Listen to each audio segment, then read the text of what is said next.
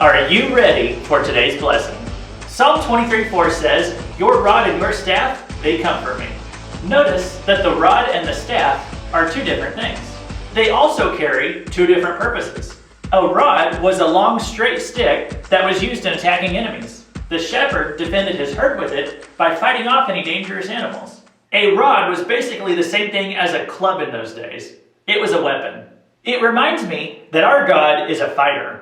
He has a rod, and he'll use it when people go against him, his sheep, or his purposes.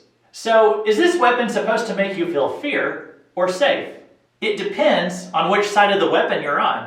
For example, Snuggies are a great source of comfort for me, but when I'm wearing one, my wife feels like I'm attacking her. What does God's rod mean for you? Is the Lord your shepherd? Does it give you comfort? Because that's what it's supposed to do.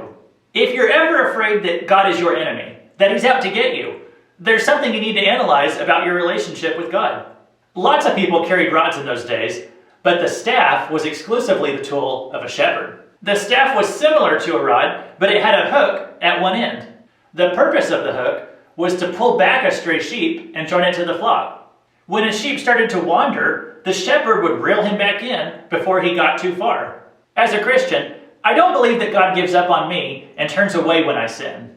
I don't believe that there's anything that could separate me from the love of God now that I'm in Christ Jesus. So when I get off the path, God's going to find some way to pull me back in. I may not always like his solution. He might use a tragic life circumstance. He might have to delay a blessing he has planned for me. He might have to take me down a notch. He might have to let me get caught in my sin to expose it and humble me. Because he doesn't want to move his flock forward until I'm in my place. Yes, Jesus will leave the 99 to find the one lost sheep. That's his promise to the unsafe person. But once you're in the flock, his staff won't allow you to be left behind. And that's a true source of comfort.